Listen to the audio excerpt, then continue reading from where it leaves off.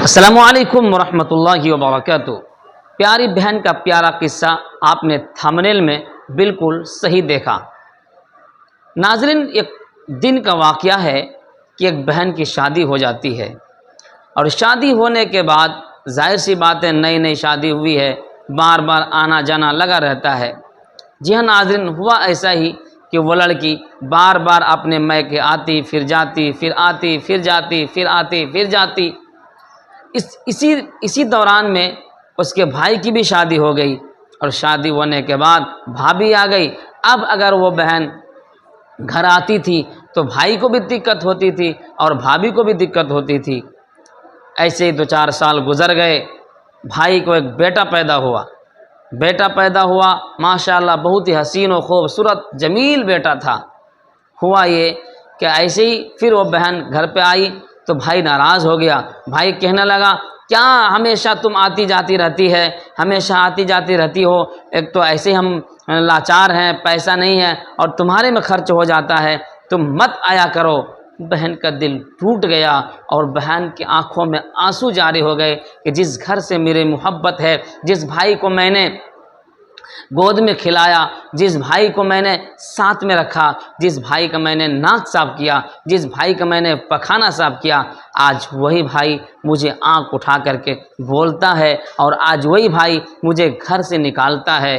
میرے بھائی ایسا مت کر۔ وہ بھائی کو غصہ آ رہا ہے، بار بار وہ بھائی بولتا ہے، آپ چلی جائیے یہاں سے، آپ چلی جائیے یہاں سے، پریشانی ہو رہی ہے۔ میرے دوستو، وہ بہن روتی بلبلاتی چلی جاتی ہے۔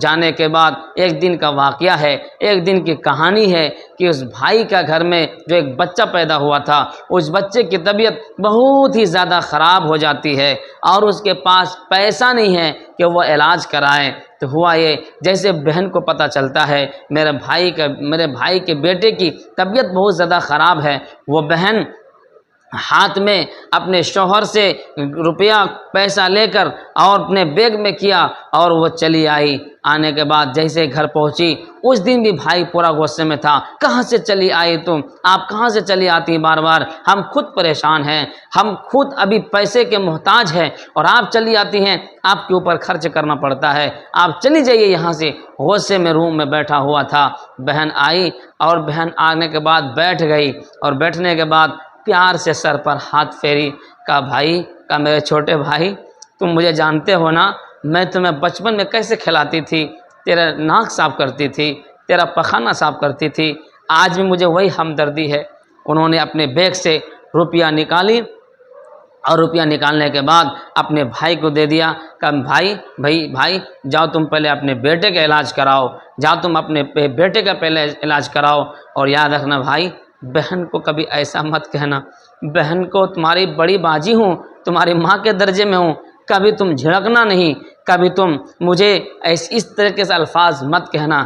جیسے یہ الفاظ بہن بولی، بھائی کے پیر کے نیچے سے زمین کھسک گئی اور زور زور سے چلا، میری بہن، میں جس کو غلط سمجھتا تھا، میں جس کو گھر سے نکالتا تھا، آج وہ میری مسیحا ہے۔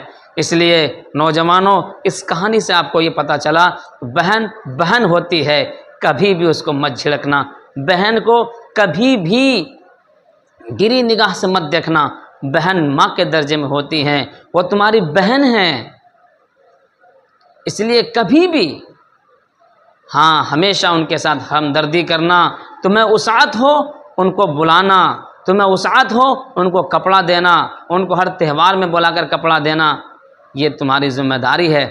لیکن بہن کو آپ جھڑکنا نہیں، بہن کو برا بھلا مت کہنا۔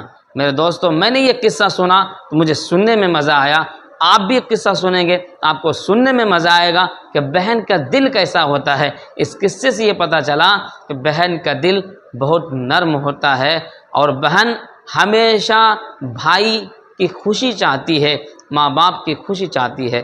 السلام علیکم ورحمۃ اللہ۔